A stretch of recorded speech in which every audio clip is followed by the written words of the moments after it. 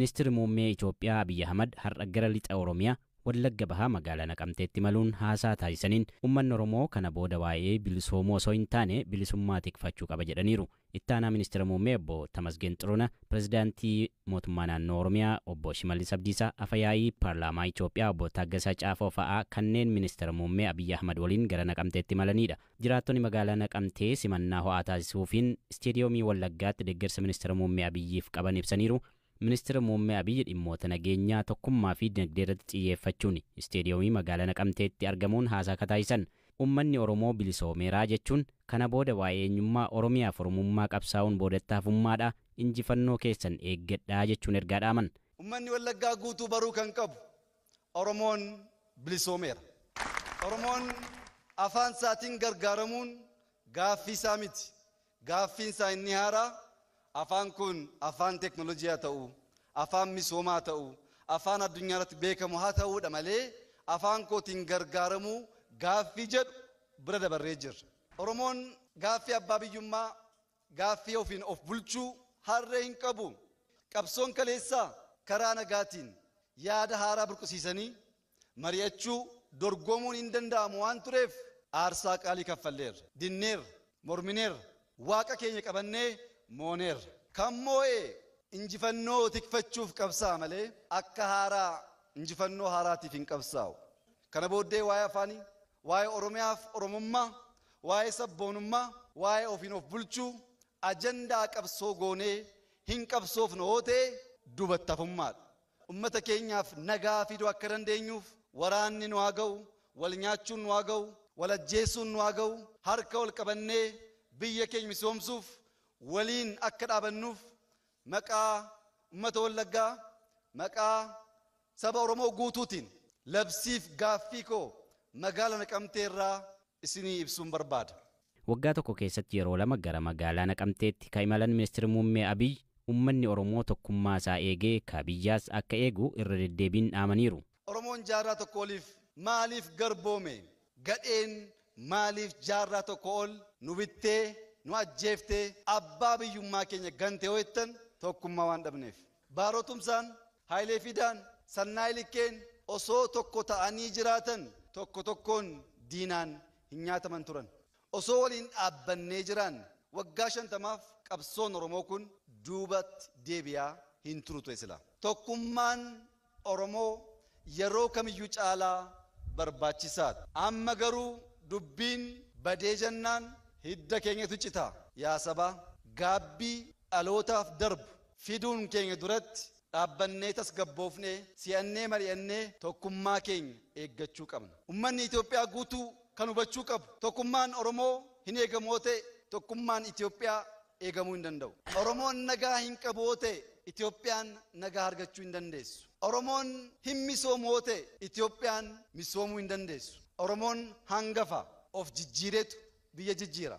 Labsiin koonni har'aa nagaa Itoophiyaa guutuuf akka ta'u hawwii koo yaada koo Naqamteerraa ummata Itoophiyaa guutuuf ibsuun barbaada.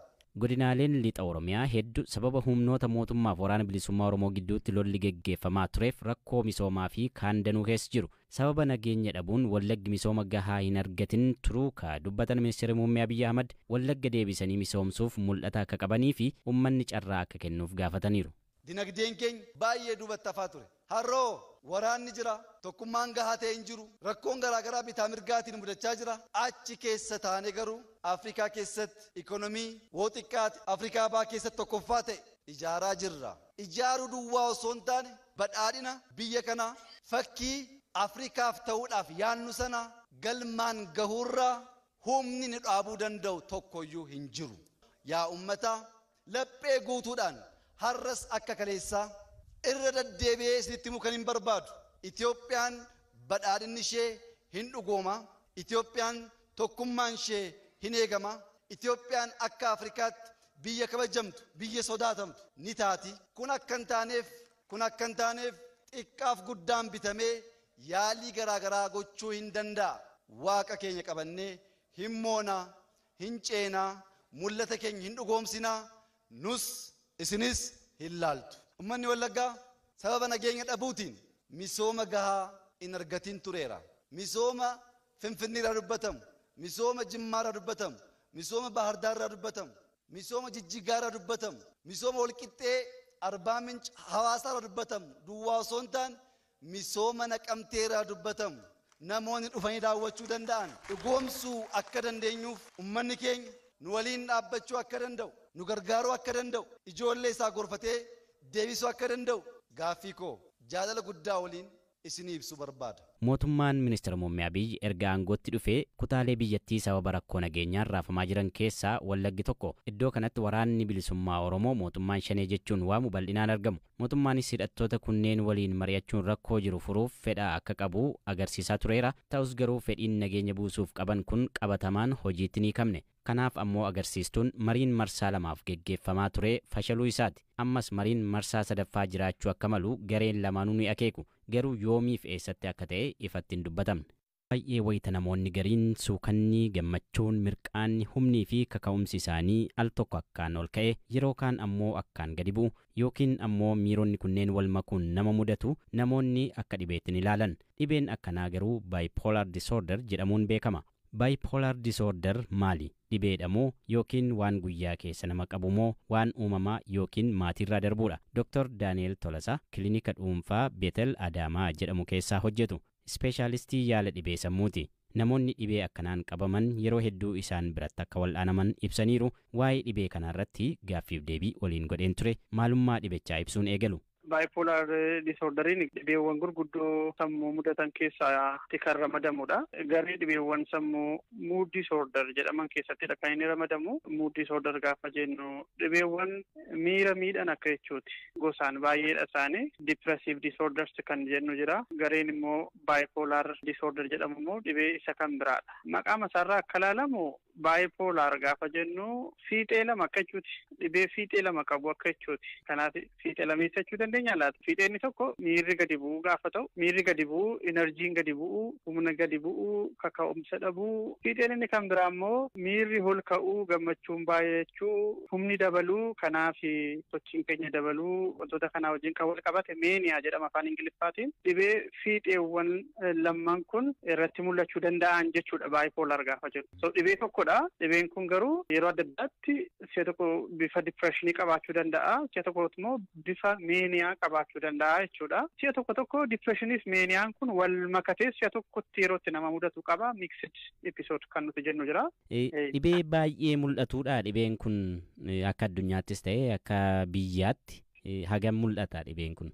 General population yookaan immoo hawaasa keessatti faffaca'insi isaa gara 0.6 jedhameetu kan inni tilmaamamu. Waannoo biyya keenyattis godhame kan naannoo buttaa jiraatu hojjetame naannoo makaanadha kan inni agarsiisu. Kuni kan jechuun egaa faca'insa guddaadha. Kun egaa general population keessadha. Hawaasa guutuu keessadha. Bipolariin gosa qaba. Faca'insi isaas akkuma gosa isaatti garaagarummaa qaba. Gaafa 0.6 jedhu isa tokko qofa keessaa fudhadheetani gosoota hunda isaa immoo yoo fudhannee faca'insi isaa kanarraa bal'aa kan ta'edha. Naannoo hospitaalaatti immoo gosoota baay'inaan hospitaala dhufanii ciisanii yaalamuu barbaadan keessaa isa adda dureedha dhibeen kun. Dhibeen kun nama qabamoo uumamumaan immoo haalli dhibee kanaa akkam? Dhibeen kun gosa sadii qaba. Bipolar 1 yookaan bipolar lakkoofsa tokkoffaa, bipolar lakkoofsa lammaffaa fi cyclothymia dhibee jedhamu. Dhibeewwan adda addaa sadidha kan fiixee lammummaa kana kan mul'isan jechuudha. Fiixee lamman kana kan mul'isan jechuudha. Sababoonni isaanii dhibbaan dhibba sababa qeenxee tokkotu dhibee kana fida jechuudhaaf nama rakkisa. Sababoota hedduutu walitti ida'amanii uumama dhibee kanaatiif ga'ee taphatu. Sababoota genetic kan jedhaman jiru. Sababootni immoo environmental jedhaman jiru. Sababoonni immoo brain structure wajjin wal qabatan jiru. Kanaaf genetic isaa gaafa laallu namoonni parsantii 60 ol ta'an dhibee kana kan qaban maatii keessaa abbaa yookaan haadha yookaan obbolaa dhibee wal fakkaataa qabanidha. Qorannoon kan inni agarsiisu. Kanaaf genetic beezii qaba jechuudha. Kanaaf genetiksiin dhibee dabarsatuun taane saaxilba'ummaa keenya guddisu. Genetiksii isaatu qabaannu tun dhukkubatiin darbuu dandeenya. Dhukkuba kana qabaachuudhaaf genetics plus environment irratti immoo wanti jiraachuu malu jiraachuu qaba jechuudha. Fakkeenyaaf childhood trauma naannoo daa'imummaatti miidhamni xiinsammuu nuti keessa darbinu namoota jenetikaalii saaxilu ba'an kana irratti ga'ee taphatachuudha dhibeen kun akka inni mudatu.